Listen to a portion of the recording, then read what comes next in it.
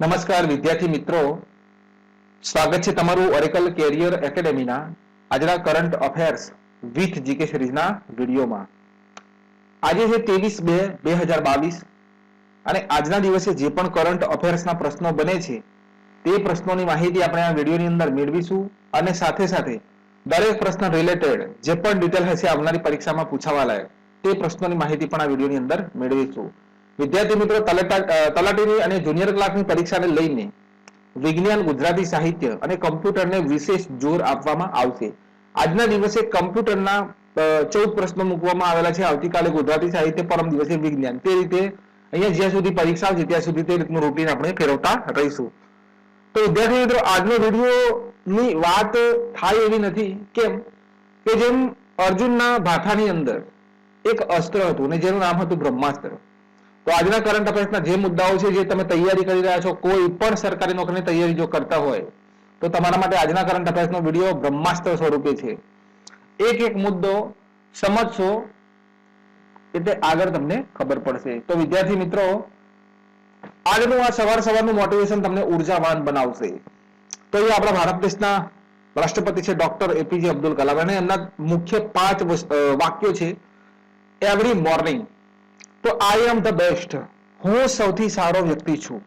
I am the best, હું સૌથી સારો છું. આઈ કેન ડુ ઇટ, હું કંઈ પણ કરી શકું છું. God is always with me, ભગવાન હંમેશા મારી સાથે છે. અને આઈ એમ અ વિનર, હું વિજેતા છું. અને ટુડે ઇઝ માય ડે, આજે તો મારો દિવસ છે. તો આ 5 વાક્યો વિદ્યાર્થી મિત્રો યાદ રાખજો. અહીંયા આ 5 વાક્યોનો કહેવાનો મતલબ એ કઈ તરફ લઈ જાય છે તમને. તો આ વાક્યો તમને એ કહી રહ્યા છે કે તમે સવારે ઉઠો એટલે તમારે મગજની અંદર એક વસ્તુ કેન્દ્રિત કરો કે જો તમે તલાટીની તૈયારી કરો છો તો હું તલાટી છું. જેમ મારા આશીષભાઈ, એમના મગજની અંદર છે કે પીએસઆઈ બનવું છે. અત્યારથી તેમના મગજની અંદર તેમણે વર્દી પહેરી હોય તેવું તે મગજની અંદર ધ્યાન કેન્દ્રિત કરી રહ્યા છે, બરોબર? તો સફળતા પોતાના મગજની અંદર પહેલી કેન્દ્રિત થાય છે. તો સવારે ઉઠતાની સાથે હું સફળ છું, હું તલાટી છું, હું પીએસઆઈ છું, હું કોન્સ્ટેબલ થઈ ગયો, બસ મગજની અંદર એ જ હોવું જોઈએ, પોઝિટિવ થિંકિંગ. કોઈ નેગેટિવ વિચાર આવવો જ ના જોઈએ. બસ લક્ષ્ય કેન્દ્રિત કરો, સફળતા જરૂર મળશે. તો જોઈએ આજના કરંટ અફેર્સનો પહેલો પ્રશ્ન. તો વિદ્યાર્થી મિત્રો, દાદા સાહેબ ફાળકે જે એવોર્ડ છે 21 થી 22 એવોર્ડ આપવામાં આવેલા છે. તમામ જગ્યાએ અધૂરી માહિતી છે અને અધૂરી માહિતી હંમેશા પરીક્ષા માટે ખતરો છે. અહીંયા રણવીરસિંહ, આખા જગતને ખબર પડી ગઈ કે રણવીરસિંહ, લારા દત્તા અને કૃતિ સેનનને, આ 3ને દાદા સાહેબ ફાળકે એવોર્ડ મળ્યો, બરોબર? તો આ 3 વિશે પ્રશ્નો નથી પૂછાવાના. પ્રશ્નો કયા પૂછાશે હું તમને જણાવું. તો આજનો પહેલો પ્રશ્ન છે. વિદ્યાર્થી મિત્રો, વિડીયો ગમે છે તો લાઈક અને કોમેન્ટ કરજો. આ મહેનત તમારા માટે છે.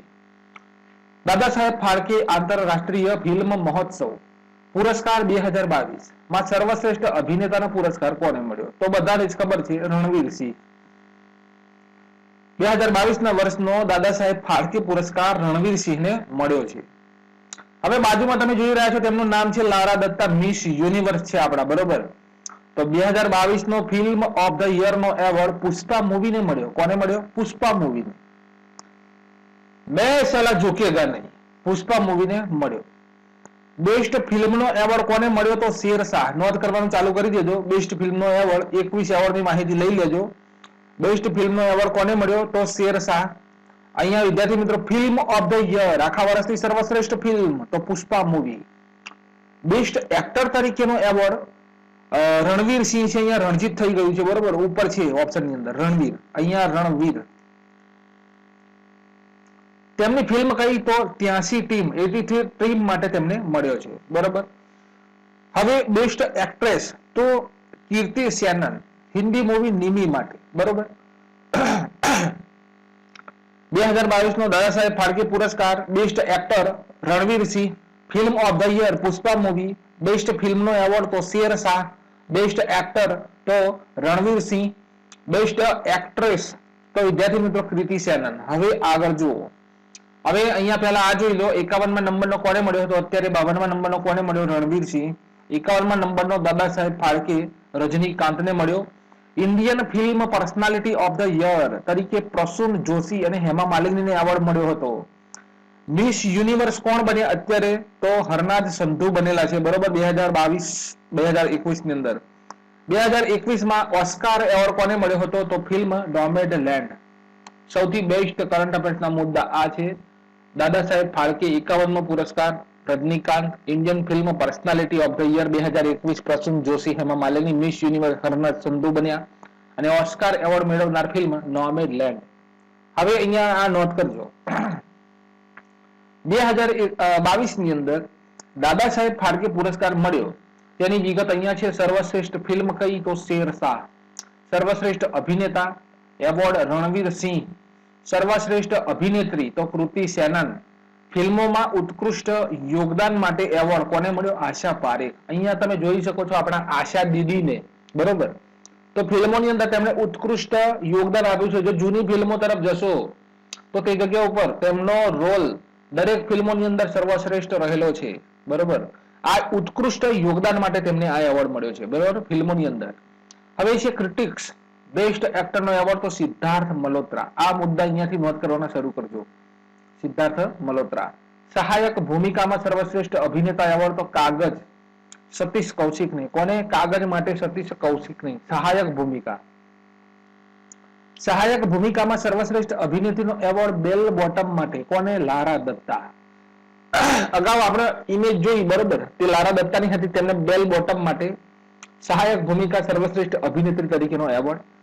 People's choice best actor. પબ્લિકે ચોઇસ કરેલો સૌથી બેસ્ટ એક્ટર કોણ? તો અભિમન્યુ દસાની. અને પીપલ્સ ચોઇસ બેસ્ટ એક્ટ્રેસનો એવોર્ડ કોને? તો રાધિકા મદન. સર્વશ્રેષ્ઠ ડાયરેક્ટર પુરસ્કાર કોને મળ્યો? તો કેન ઘોષ. આગળ જુઓ. આંતરરાષ્ટ્રીય ફીચર ફિલ્મ તો વિદ્યાર્થી મિત્રો અંડર રાઉન્ડ, બરોબર. સર્વશ્રેષ્ઠ લઘુ ફિલ્મ પુરસ્કાર તો પાવલી. વેબ સિરીઝ માટે કોને મળ્યો સર્વશ્રેષ્ઠ અભિનેતાનો પુરસ્કાર? બરોબર, ધ ફેમિલી મેન મનોજ બાજપેયીને મળ્યો. કોને? ધ ફેમિલી મેન માટે મનોજ બાજપેયીને. સર્વશ્રેષ્ઠ વેબ સિરીઝ અભિનેત્રી પુરસ્કાર કોને મળ્યો? તો રવીના ટંડન આરણ્યક માટે. ટેલિવિઝન સિરીઝમાં સર્વશ્રેષ્ઠ અભિનેતા પુરસ્કાર કુછ રંગ પ્યાર કે એસે ભી માટે સાહિર શેખને મળ્યો, બરાબર. ટેલિવિઝન સિરીઝમાં સર્વશ્રેષ્ઠ અભિનેત્રી પુરસ્કાર કોને મળ્યો? તો કુંડલી ભાગ્ય માટે શ્રદ્ધા આર્ય. કુંડલીની ભાગ્ય માટે Shraddha Arya. Television series of the year award Anupama. Television series award most promising actress Anupama માટે રૂપા ગાંગુલીને. Television series award most promising actor કુંડલીની ભાગ્ય ધીરજ કપૂર. તો અહીંયા વિદ્યાર્થી મિત્રો આટલા એવોર્ડ બને છે આવનારી પરીક્ષા માટે, બરોબર. જરા ધ્યાનથી સમજી લેજો.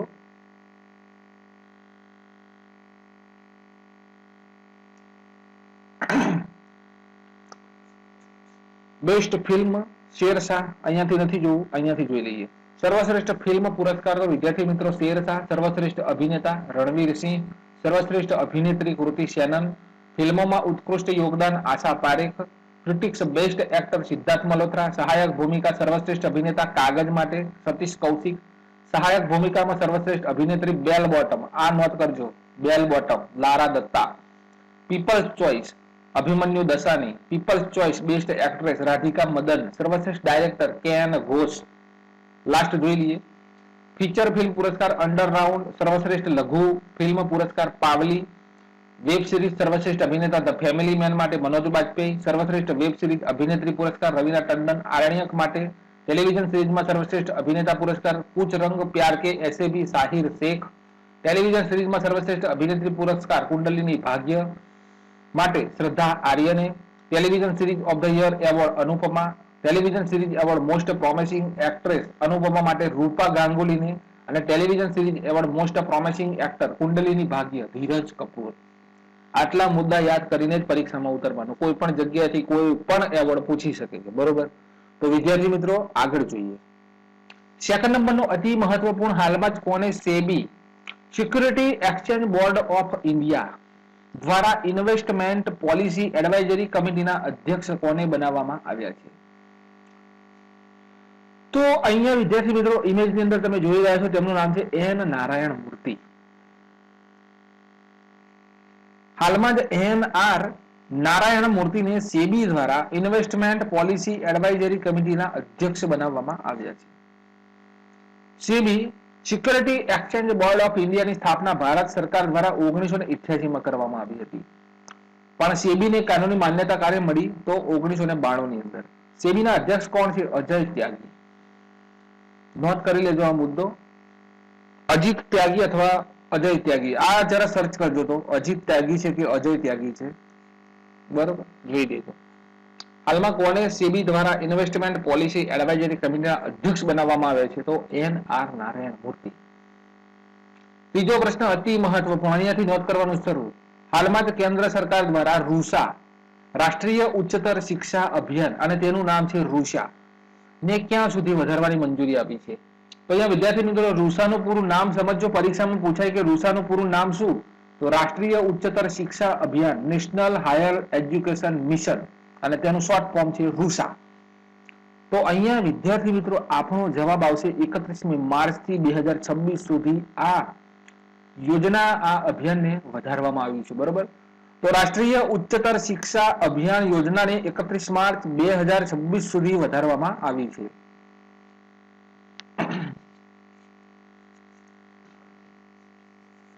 બે 2013માં રાષ્ટ્રીય ઉચ્ચતર શિક્ષા અભિયાન યોજનાને લોન્ચ કરવામાં આવી હતી અને હવે 31 માર્ચ 2026 સુધી વધારવામાં આવી છે. તો મારા વિદ્યાર્થી મિત્રો તમને ખબર પડી ગઈ રૂસાનું પૂરું નામ. આર ઉપરથી રાષ્ટ્રીય, યુ ઉપરથી ઉચ્ચતર, એસ ઉપરથી શિક્ષા અને એ ઉપરથી અભિયાન, રૂસા. શરૂઆત ક્યારે? તો વિદ્યાર્થી મિત્રો 2013 ની અંદર 31 માર્ચ 2026 સુધી વધારવામાં આવી. ખર્ચો કેટલો લગાડવામાં આવશે?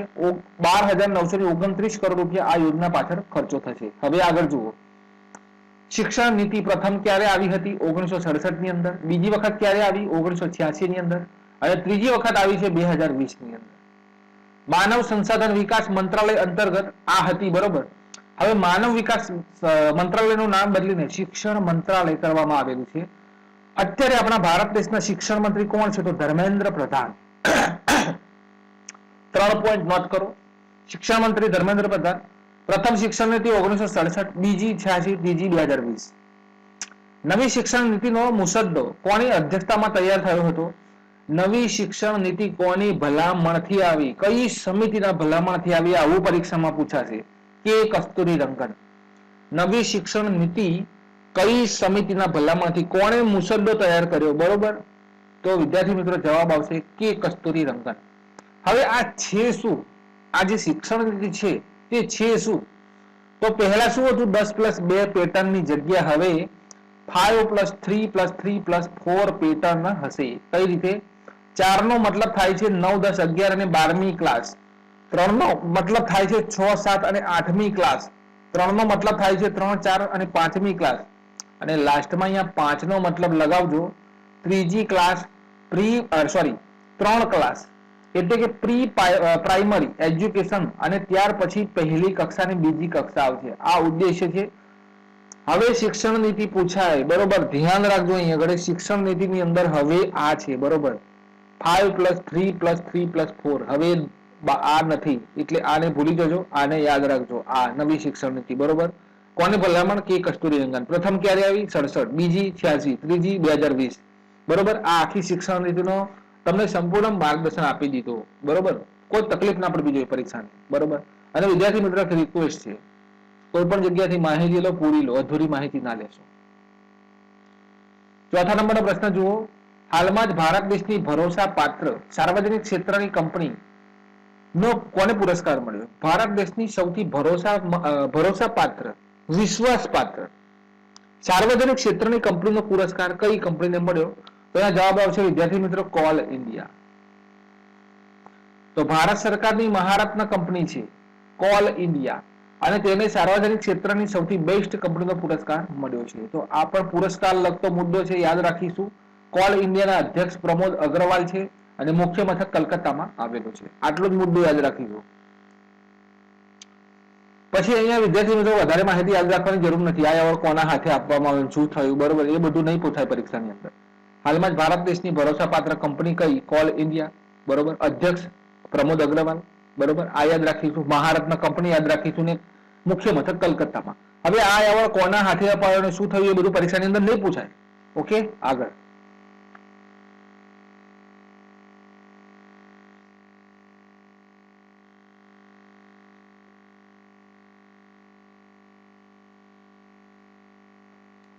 તો વિદ્યાર્થી મિત્રો અહીંયા આપણો 5મો પ્રશ્ન છે 20મી ફેબ્રુઆરી 2020 ના દિવસે મિઝોરમ અને અરુણાચલ પ્રદેશે પોતાના કેટલામાં સ્થાપના દિવસની ઉજવણી કરી? 20મી ફેબ્રુઆરી 2022 નો દિવસ અને મિઝોરમ અને અરુણાચલ પ્રદેશે પોતાના કેટલામાં સ્થાપના દિવસની ઉજવણી કરી? તો અહીંયા વિદ્યાર્થી મિત્રો આપણા ભારત દેશના પ્રધાનમંત્રીશ્રીનો ઇમેજ તમે જોઈ શકો છો. તો સ્થાપના દિવસ છે બંને રાજ્યનો. તો અહીંયા સમજી લઈએ પૂરી વાત. તો વિદ્યાર્થી મિત્રો 36મો સ્થાપના દિવસ. અરુણાચલ પ્રદેશ અને મિઝોરમે હાલમાં 36મા સ્થાપના દિવસની ઉજવણી કરી. 1987માં અરુણાચલ પ્રદેશ અને મિઝોરમને પૂર્ણ રાજ્યનો દરજ્જો મળ્યો હતો.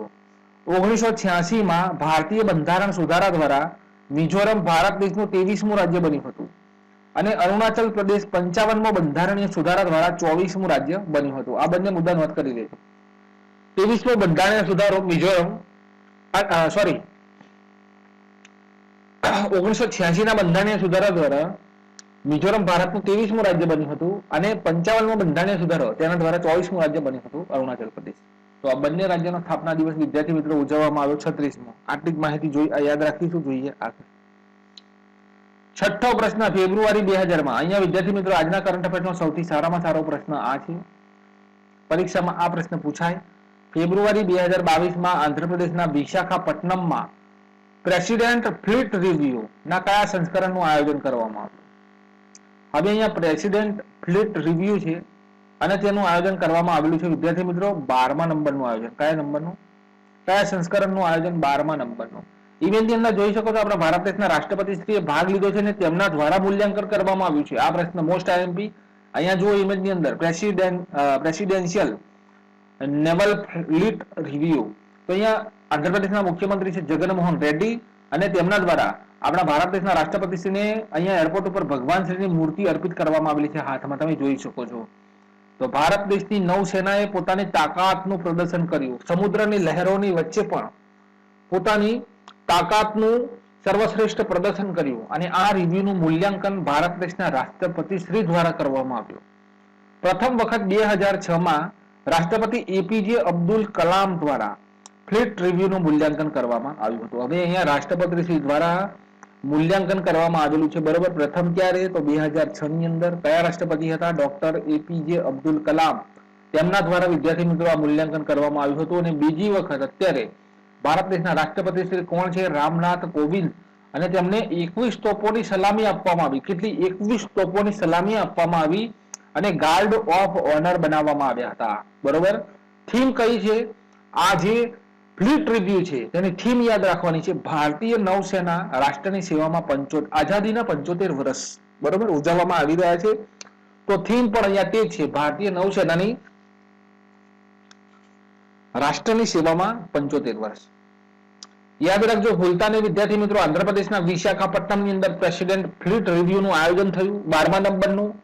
કોણ હતું? તો આપણા ભારત દેશના રાષ્ટ્રપતિશ્રીએ તેનું મૂલ્યાંકન કર્યું. રાષ્ટ્રપતિશ્રીને 21 તોપોની સલામી આપવામાં આવી, ગાર્ડ ઓફ ઓનર બનાવવામાં આવે અને ભારતીય નૌસેના રાષ્ટ્રની સેવામાં 75 વર્ષ આ થીમ છે. આટલો મુદ્દો ક્લિયર. 7મા પ્રશ્ન તરફ જઈએ તો અહીંયા આ મુદ્દો પણ નોંધ કરજો. હાલમાં જ સૌથી વધારે ચર્ચામાં રહેલી ઉપરી ભદ્રા, અહીંયા તુંગભદ્રા નથી, યાદ રાખજો, ઉપરી ભદ્રા છે, તુંગભદ્રા નથી. તો ઉપરી ભદ્રા પરિયોજનાનો સંબંધ કયા રાજ્ય સાથે છે? તુંગભદ્રાને ભૂલી જજો, અહીંયા ઉપરી ભદ્રા છે અને જવાબ આવશે આપણો કર્ણાટક. ઉપરી ભદ્રા. તો કર્ણાટક રાજ્યની આ પરિયોજના છે જેને રાષ્ટ્રીય પરિયોજનાનો દરજ્જો આપી દેવામાં આવ્યો છે, કેન્દ્ર સરકાર દ્વારા આપવામાં આવ્યો. માટે આ મુદ્દો મહત્વનો છે. હવે આ યોજના કોની થઈ ગઈ? કેન્દ્ર સરકારની. હવે પહેલા રાજ્ય સરકારની હતી. કયા રાજ્યની? કર્ણાટક રાજ્ય સરકારની આ યોજના હતી. હવે આ યોજના કોની થઈ ગઈ? તો અહીંયા કેન્દ્ર સરકારની. આ યોજનાને હવે કેન્દ્ર સરકાર દ્વારા જે પણ લાભ હશે તે આપવામાં આવશે. બરોબર. જે પણ ખર્ચો હશે તે કેન્દ્ર સરકાર કરશે. તો આ પરિયોજના અંતર્ગત જે જગ્યા ઉપર પાણીની વ્યવસ્થા નથી તે જગ્યા ઉપર સિંચાઈ ઉપલબ્ધ કરાવવાનો છે અને તેનું જ નામ છે ઉપરી ભદ્રા. ભારત દેશના 2022ના બજેટમાં કેન બેતવા યોજનાનો ઉલ્લેખ કરવામાં આવ્યો હતો. હવે અહીંયા વિદ્યાર્થી મિત્રો આ કેન બેતવા યોજના, હવે અહીંયા પૂછાય કે ભારત દેશની અંદર નદી જોડો પરિયોજના કયા પ્રધાનમંત્રી દ્વારા શરૂ કરવામાં આવેલી છે? તો અટલ બિહારી વાજપેયી. શું નામ છે? અટલ બિહારી વાજપેયી નદી જોડો પરિયોજના તો અટલ બિહારી વાજપેયી દ્વારા શરૂ કરવામાં આવેલી છે અને અટલ બિહારી વાજપેયી દ્વારા અમૃત ક્રાંતિ નામ આપવામાં આવ્યું હતું. તો નદી જોડો પરિયોજનાને શું યાદ રાખીશું વિદ્યાર્થી મિત્રો? આ ક્રાંતિ યાદ કરી લેજો, આ ક્રાંતિને ગોખી લેજો. લીલી ક્રાંતિ, પીળી ક્રાંતિ, મધુ ક્રાંતિ, બધી ક્રાંતિઓ આપણે મોડે કરી લીધી. અમૃત ક્રાંતિ વિશે કદાચ તમે ના જાણતા હોય તો આને મગજની અંદર આજથી ઉતારી દેજો. નદી જોડો પરિયોજનાને જ અમૃત ક્રાંતિ કહેવામાં આવે છે. હવે કર્ણાટક રાજ્યમાં ભારત દેશનો સૌથી ઊંચો, જેને ગેર સપ્પા પણ કહેવામાં આવે છે અને જોગનો ધોધ પણ કહેવામાં આવે છે, શરાવતી નદી ઉપર આવેલો છે કર્ણાટક. અહીંયા તમે ઇમેજ ની અંદર જોઈ શકો છો આ ધોધ. તો હાલમાં આદિ બદ્રી બંધ જે છે, ત્રીજો મુદ્દો, યોજનાનો ત્રીજો મુદ્દો, આદિ બદ્રી બંધને 2 રાજ્યો દ્વારા તૈયાર કરી દેવામાં આવ્યો છે. તે રાજ્યો કયા કયા? તો એક તો હરિયાણા અને હિમાચલ. આદિ બદ્રી બંધ પરીક્ષામાં પૂછાશે ભાઈ. આદિ બદ્રી બંધ કઈ જગ્યાએ? તો સરસ્વતી નદી કાયાકલ્પ કરવા માટે બનાવવામાં આવ્યો છે. તો નોંધ કરજો, સિમ્પલ રિવિઝન કરાવીશ હું 1 જ સેકન્ડનું. ઉપરી ભદ્રા કર્ણાટક, કેન્દ્ર સરકાર દ્વારા આને હસ્તક કરી લેવામાં આવી. બરોબર. જે જગ્યા ઉપર સિંચાઈ નથી તે જગ્યા ઉપર સિંચાઈ ઉપલબ્ધ કરવાનો. કેન બેતવા વિદ્યાર્થી મિત્રો મધ્યપ્રદેશની અંદર આવ્યું. અને બેતવા નદી ઉપર કઈ પરિયોજના છે પૂછાય પરીક્ષામાં? તો માતા ટીલા પરિયોજના. બરોબર. માતા ટીલા પરિયોજના કઈ નદી? કેન બેતવા ઉપર. નદી જોડો પરિયોજના કયા પ્રધાનમંત્રી શરૂ કરી? અટલ બિહારી વાજપેયી. તેમણે નામ આપ્યું હતું અમૃત ક્રાંતિ. કર્ણાટક રાજ્યમાં ભારતનો સૌથી ઊંચો ધોધ, ગેર સપ્પાનો ધોધ, શરાવતી નદી. આદિ બદ્રી બંધ કયા 2 રાજ્યોએ તૈયાર કર્યો? હરિયાણા, હિમાચલ. આદિ બદ્રી બંધ સરસ્વતી નદી કાયાકલ્પ કરવા માટે બનાવવામાં આવ્યો છે. 8મા નંબરનો પ્રશ્ન, જે પણ વિદ્યાર્થી મિત્રો યોજનાઓ ગોખી ના હોય તેમના માટે ખાસ 4 થી 5 યોજનાઓની માહિતી. તો હાલમાં ચર્ચામાં રહેલી મારી પોલિસી મારા હાથ અભિયાનનો સંબંધ નીચેનામાંથી કઈ યોજના સાથે છે? તો અહીંયા ઉપર તમે ટોચ ઉપર જો મેરી પોલિસી મેરે હાથ અભિયાન, ફસલ વીમા કે કાગજ કિસાનો કે ઘર પહોંચાએગી સરકાર. બરોબર, સમજી લેજો. તો જવાબ આવશે પ્રધાનમંત્રી ફસલ વીમા યોજના. મારી પોલિસી મારા હાથમાં સંબંધ કોની સાથે? પ્રધાનમંત્રી ફસલ વીમા. તો મારી પોલિસી મારા હાથ અભિયાનનો સંબંધ પ્રધાનમંત્રી ફસલ વીમા યોજના સાથે છે. અને ફસલ વીમા યોજનાનો લાભ ખેડૂતોને તેમના ઘર સુધી પહોંચાડવા માટે આ અભિયાન શરૂ કરી દેવામાં આવેલું છે. પ્રધાનમંત્રી ફસલ વીમા યોજનાની શરૂઆત ક્યારે થઈ હતી? 2016 ની અંદર થઈ હતી. આપદા એટલે કે જે વિદ્યાર્થી તમે જે ખેડૂત મિત્રો ખેતી કરી હોય અને તેની અંદર જે માનો કે ફૂલ વરસાદ પડ્યો અથવા વાવાઝોડાની અંદર જે ખેતી તમારી નષ્ટ થઈ, તો તેની અંદર કેન્દ્ર સરકાર પૈસા ચૂકવે છે. બરોબર. આ યોજનાનો મતલબ શું છે? તો આપદાની અંદર નષ્ટ થયેલી ખેતી હોય તેની અંદર કેન્દ્ર સરકાર દ્વારા પૈસા ચૂકવવામાં આવે છે અને તેનું જ નામ છે પ્રધાનમંત્રી ફસલ વીમા યોજના. તો મારી પોલિસી મારા હાથ અભિયાન સમજી લેજો. પ્રધાનમંત્રી ફસલ વીમા યોજના શરૂઆત ક્યારે થઈ હતી? 2016 ની અંદર. બરોબર. આગળ જુઓ હવે. તો પ્રધાનમંત્રી ફસલ વીમા યોજનાની પ્રીમિયમ રાશિ કેટલી છે? પરીક્ષામાં પૂછાશે પ્રીમિયમ રાશિ, ખાસ પૂછાશે. રવિ પાક માટે કેટલી છે? તો વિદ્યાર્થી મિત્રો 1.5%. ખરીફ છે અહીંયા. ખરીફ પાક માટે 2% અને બાગાયતી ખેતી માટે કેટલી? તો 5%. નોંધ કરજો, આ અતિ મહત્વપૂર્ણ ભયંકર મુદ્દો છે. કિસાન યોજનાનો પ્રારંભ. હવે ઉપરનો મુદ્દો પૂરો થયો. સમજો, પૂરું ધ્યાન લગાવજો, અહીંયા એકાગ્ર થજો. પ્રધાનમંત્રી ફસલ વીમા યોજના છે. બરોબર. અહીંયા 2016 ફસલ. હવે અહીંયા શું છે? કિસાન યોજના. શું છે? કિસાન યોજના. 24 ફેબ્રુઆરી 2019 ના દિવસે પ્રારંભ થયો હતો. ઉત્તર પ્રદેશના ગોરખપુરથી શરૂઆત થયેલી છે. પ્રધાનમંત્રી ફસલ વીમા યોજના આખી અલગ છે. કિસાન યોજના પણ આખી અલગ છે. કિસાન યોજનાનો શું ફાયદો છે? તો આ યોજના અંતર્ગત વિદ્યાર્થી મિત્રો તમને ખબર છે ને 2,000 રૂપિયાના 3 હપ્તા આપવામાં આવે છે. 6,000 રૂપિયા. બરોબર. અરે સોરી, 60 થઈ ગયું. 6,000 રૂપિયા આપવામાં આવે છે અને આને જ કહેવામાં આવે છે કિસાન યોજના. તો ફસલ વીમા યોજના આખી અલગ છે. તેની અંદર વિદ્યાર્થી મિત્રો તમારો પાક નષ્ટ થયો હોય તો તે જમીન ઉપર તમારું જે વાવેતર હોય, તલાટી કમ મંત્રી હોય અથવા મામલતદાર હોય, જેમને પણ કામ સોંપ્યું હોય તેમના દ્વારા અહીંયા તમારા જમીનના સર્વે કરવામાં આવે છે કે કેટલું નુકસાન થયું છે અને ત્યારબાદ ભરપાઈ કેન્દ્ર સરકાર દ્વારા કરવામાં આવે છે. સમજ્યા? હું પણ ખેડૂત છું એટલે મને ખબર છે. અને કિસાન યોજનાનો પ્રારંભ 24 ફેબ્રુઆરી 2019 ઉત્તર પ્રદેશના ગોરખપુરથી. અને આ યોજનાની અંદર 2,000 રૂપિયાના 3 હપ્તા આપવામાં આવે છે. વર્ષની અંદર 6,000 રૂપિયા. હવે પીએમ કુસુમ યોજના. તો આ અંતર્ગત ભારત દેશનો પ્રથમ સોલર પંપ કયા રાજ્યમાં લગાડવામાં આવ્યો હતો? પહેલા તો અત્યારે 2022ના વર્ષની અંદર સૌથી વધારે સોલર પંપ કયા રાજ્યની અંદર છે? પરીક્ષામાં પૂછાશે. તો મારા મિત્રો હરિયાણા. રાજસ્થાન રાજ્યના જયપુરના ભાલોજી ગામમાં પ્રધાનમંત્રી કુસુમ યોજના અંતર્ગત સોલર પંપ સ્થાપિત કરવામાં આવ્યો. ભારત દેશનો પ્રથમ સોલર પંપ. પરીક્ષામાં પૂછાય કે પ્રધાનમંત્રી કુસુમ યોજનાનો સંબંધ કોની સાથે છે? તો સોલર એનર્જી. લખજો સોલર એનર્જી. બરોબર. કુસુમ યોજના સોલર એનર્જી.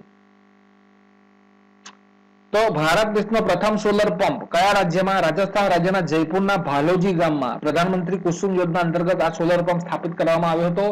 સૌથી વધારે સોલર પંપ કયા રાજ્યની અંદર છે? 2021-22 ના સર્વે મુજબ હરિયાણા રાજ્ય. નોંધ કરજો. તો આ છે વિદ્યાર્થી મિત્રો માહિતી. કોઈ પણ જગ્યાથી જો અધૂરી માહિતી લીધી એટલે પરીક્ષા હાથમાંથી ગઈ, સમજી લેજો. 9મા નંબરનો પ્રશ્ન, બીજિંગ વિન્ટર ઓલિમ્પિકમાં સૌથી વધારે મેડલ કયા દેશે જીત્યા? હવે બીજિંગ ઓલિમ્પિક 2022 થયો વિદ્યાર્થી મિત્રો. ભારત દેશના એકમાત્ર ધ્વજવાહક હતા. તેમનું નામ શું હતું? આદિબ ખાન કે એવું કંઈક નામ હતું. નામ એકચ્યુઅલી મને યાદ નથી. બરોબર. તો અહીંયા એક જ માત્ર ખેલાડી હતા અને એક જ માત્ર તેમણે ખેલાડીએ ત્યાં ભાગ પણ લીધો હતો. આપણો ભારત દેશ અત્યાર સુધી બીજિંગ ઓલિમ્પિકમાં કોઈ પણ મેડલ જીત્યો નથી. એક પણ મેડલ અત્યાર સુધી બીજિંગ ઓલિમ્પિકમાં જીત્યો નથી. બીજિંગ ઓલિમ્પિકનો પ્રશ્ન પરીક્ષામાં 100% છપાશે. કઈ રીતે? તો બીજિંગ વિશ્વનું એકમાત્ર એવું શહેર છે. બીજિંગ ઓલિમ્પિકમાં સૌથી વધારે મેડલ જીત્યા નોર્વે. પછી વિદ્યાર્થી મિત્રો કહે છે કે સાહેબ તમે પહેલો જવાબ નથી કહેતા. નોર્વે. બરોબર. તો બીજિંગ વિશ્વનું એકમાત્ર એવું શહેર છે જે જગ્યા ઉપર સમર ઓલિમ્પિક પણ થાય છે અને વિન્ટર ઓલિમ્પિક પણ થાય છે. આ એકમાત્ર એવું વિશ્વનું શહેર છે કે જે જગ્યા ઉપર સમર ઓલિમ્પિક અને વિન્ટર ઓલિમ્પિક બંને થયા. બરોબર. નોંધ કરજો. નોર્વે દેશે 37 મેડલ જીતી લીધા. 37 મેડલ સાથે નોર્વે દેશ પ્રથમ નંબરે છે. કેટલા? 16 તો ગોલ્ડ મેડલ જીતી લીધા, 8 સિલ્વર મેડલ જીત્યા અને 13 બ્રોન્ઝ મેડલ જીત્યા. બીજા નંબરે જર્મની. બરોબર. આ વિગત છે 12, 10 અને 5. આપણો ભારત દેશ અત્યાર સુધી બીજિંગ ઓલિમ્પિકમાં કોઈ મેડલ જીત્યો નથી. તો આ 9મો પ્રશ્ન. 10મો ને આજના કરંટ અફેર્સનો છેલ્લો પ્રશ્ન, મનિકા બત્રાને કઈ કંપનીએ પોતાના બ્રાન્ડ એમ્બેસેડર બનાવ્યા? તો તમે ઇમેજમાં જોઈ શકો છો મનિકા બત્રા અને તેમને એડિડાસ કંપનીના બ્રાન્ડ એમ્બેસેડર બનાવ્યા છે. તો ઇન્ટરનેશનલ ટેબલ ટેનિસ રેન્કિંગમાં ટોપ 50માં પહોંચનાર ભારત દેશની પ્રથમ મહિલા કોણ? તો Manika Batra. International table tennis રેન્કિંગની અંદર ટોપ 50માં સ્થાન જો મેળવ્યું હોય અત્યાર સુધી કોઈ ભારતીય તો તેમનું નામ છે મનિકા બત્રા. મનિકા બત્રાને એડિડાસ કંપનીએ પોતાના બ્રાન્ડ એમ્બેસેડર બનાવ્યા છે. મનિકા બત્રાની વિશેષતાઓ તો તેમણે કોમનવેલ્થ ગેમ્સ 2018માં ટેબલ ટેનિસમાં ગોલ્ડ મેડલ જીતવા વાળી ભારત દેશની પ્રથમ મહિલા છે મનિકા બત્રા. માટે આ પ્રશ્ન આપણા માટે મોસ્ટ આઈએમપી બને છે. હવે સૌથી વધુ ઉત્પાદન કરતા રાજ્યો જોઈ લો. લેટેસ્ટ છે આ. બરોબર. તમારી ચોપડીની અંદર જો કોઈ ફેરફાર થયો હોય તો તમે જાણો, બાકી આ લેટેસ્ટ છે મારી પાસે. સૌથી વધુ ઉત્પાદન કરતા રાજ્યો, કોલસાના ઉત્પાદનમાં છત્તીસગઢ પ્રથમ નંબરે, હીરાના ઉત્પાદનમાં મધ્યપ્રદેશ રાજ્ય પ્રથમ નંબરે, તાંબાના ઉત્પાદનમાં મધ્યપ્રદેશ પ્રથમ નંબરે, ચાંદીના ઉત્પાદનમાં રાજસ્થાન રાજસ્થાન પ્રથમ નંબરે, લોખંડના ઉત્પાદનમાં ઓડિશા પ્રથમ નંબરે, પ્રાકૃતિક ગેસના ઉત્પાદનમાં આસામ રાજ્ય પ્રથમ નંબરે, બોક્સાઇટના ઉત્પાદનમાં ઓડિશા પ્રથમ નંબરે, સોનાના ઉત્પાદનમાં કર્ણાટક પ્રથમ નંબરે અને યુરેનિયમના ઉત્પાદનમાં આંધ્રપ્રદેશ પ્રથમ નંબરે. તો આ સરસ મજાનો પોઈન્ટ છે. તમારી પરીક્ષામાં જીત મેળવવાના મુદ્દા આ છે. નેક્સ્ટ, ભારતીય રેલવે બોર્ડની સ્થાપના ક્યારે થઈ? 1905. અહીંયા ભારતીય રેલવેની શરૂઆત ક્યારે થઈ તેવું હું નથી પૂછી રહ્યો. બરોબર. ધ્યાન રાખજો. રેલવે બોર્ડની સ્થાપના ક્યારે થઈ? 1905 ની અંદર. હવે અહીંયા ભારત દેશની અંદર મેટ્રો પુરુષ તરીકે કોને ઓળખવામાં આવે છે? તો શ્રીધર. ભારત દેશના પ્રથમ રેલવેનો શુભારંભ કોણે કર્યો હતો? તો લોર્ડ ડેલહાઉસી. ભારત દેશમાં કુલ રેલવે માર્ગની લંબાઈ કેટલી છે? તો 63,974 કિલોમીટર. ભારતીય રેલવેનું રાષ્ટ્રીયકરણ ક્યારે થયું? 1950માં. અહીંયા બોર્ડની સ્થાપના 5 ની અંદર અને અહીંયા રાષ્ટ્રીયકરણ 1950. રેલવે મંત્રાલય દ્વારા વિલેજ ઓન વ્હીલ્સ નામની પરિયોજના કયા વર્ષે પ્રારંભ કરવામાં આવી હતી? દરેક ગામડાની અંદર રેલગાડી 2004માં. ભારતીય રેલવે કેટલા ઝોનમાં વહેંચાયેલી છે? તો 17 ઝોનની અંદર. 3 ફેબ્રુઆરી 1925 ના દિવસે ભારત દેશની પહેલી વીજળીથી ચાલતી ટ્રેન કઈ જગ્યાએ ચલાવવામાં આવી હતી અને કયા બે શહેરોની વચ્ચે? તો બોમ્બે વીટી થી કુર્લાની વચ્ચે આ ટ્રેન ચલાવવામાં આવી હતી. ભારતની પ્રથમ વીજળીથી ચાલતી ટ્રેન 3 ફેબ્રુઆરી 1925 બોમ્બે વીટી થી કુર્લાની વચ્ચે. ભારત દેશમાં પ્રથમ રેલવે ક્યારે શરૂ થઈ? હવે આ તમારો મુદ્દો છે. આ તમે જે ગોખી રાખ્યો છે ને તે તમારો મુદ્દો છે. તો 16 એપ્રિલ 1853. ભારતીય રેલવેનો સૌથી લાંબી રેલ યાત્રા કરતો રેલવે ટ્રેક કયો? તો કન્યાકુમારી થી દિબ્રુગઢ 4286 કિલોમીટર. તો મારા મિત્રો, આ રીતે હું તમારા માટે મહેનત કરીને જીકે મૂકું છું. નોંધ કરજો, દરરોજ થોડી થોડી માહિતી મગજની અંદર ગ્રહણ કરવી જરૂરી છે. આગળ જુઓ, છેલ્લું લાસ્ટ એન્ડ ફાઇનલ વિડીયો પૂરો થવાની અણી ઉપર આપણે આવી ગયા છીએ. કોમ્પ્યુટર એક્સેસ માં બનાવેલ ફાઇલનું એક્સટેન્શન શું હોય છે? MS એક્સેસ 2003 ની આવૃત્તિ મુજબ છે. જોઈ લેજો, એક્સેસમાં બનાવેલ ફાઇલનું એક્સટેન્શન શું હોય છે? તો જવાબ આવશે બી, MBD. MS ઓફિસ પેકેજમાં કયા પ્રોગ્રામનો સમાવેશ થતો નથી નીચેનામાંથી? વિદ્યાર્થી મિત્રો, અહીંયા જવાબ આવશે MS વર્ડ. આઉટલુક એક્સપ્રેસ કયા પ્રકારનો પ્રોગ્રામ છે? Server client. MS આઉટલુક એટલે ખાલી જગ્યા. તો ચોથા પ્રશ્નની અંદર લખજો સી, એક જાતનો spread sheet software. MS Outlook એક જાતનો સ્પ્રેડ શીટ સોફ્ટવેર. આ ચાર પ્રશ્નો. પાંચમો પ્રશ્ન, MS આઉટલુકમાં નીચેનામાંથી કયું કાર્ય કરી શકે છે? આ રીતે પ્રશ્ન પૂછાશે પરીક્ષામાં. આ પ્રશ્ન 2016 ની અંદર પૂછાયેલો છે. બરોબર, 2016. MS આઉટલુકમાં નીચેનામાંથી કયું કાર્ય કરી શકાય છે? આ રીતનો પ્રશ્ન અત્યારે હાલની પરીક્ષામાં આવશે. અને પાંચમા પ્રશ્નની અંદર આપણે લખીશું ડી. જવાબ 1 અને 2 છે. આ સી ઓપ્શન છે તે આપણો જવાબ નથી. એડ્રેસ બુક અને એટેચમેન્ટ આ બે જવાબ આવશે MS આઉટલુક. બરાબર.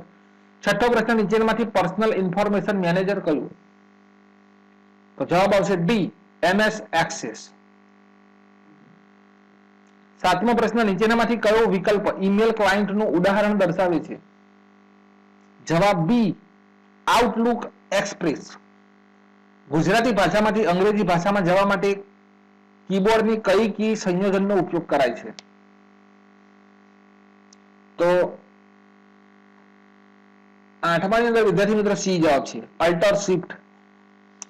અલ્ટર અને શિફ્ટ, અત્યારે હું લેપટોપ ઉપર છું, અલ્ટર શિફ્ટ દબાવી એટલે આપણે ગુજરાતી ભાષામાં જઈએ, અલ્ટર શિફ્ટ દબાવી એટલે અંગ્રેજી ભાષામાં જઈએ. Keyboard alter shift. નવમો પ્રશ્ન, MS પાવરપોઈન્ટમાં કોઈ ચોક્કસ સ્લાઇડને સંતાડવા માટે કયા મેનુ વિકલ્પનો ઉપયોગ કરવામાં આવે છે? કયા મેનુ છે અહીંયા? તો વિદ્યાર્થી મિત્રો 4 ઓપ્શન છે. નવમા પ્રશ્નની અંદર આપણે શું લખીશું?